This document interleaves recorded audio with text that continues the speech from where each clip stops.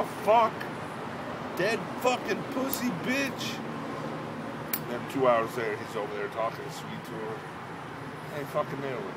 My buddy friend Jake, we were having a party out of my parents' house. And it was like, I don't know, like 10, 11 o'clock at night. He's like, hey man, can I bring these bras up? I'm like, I don't care, whatever.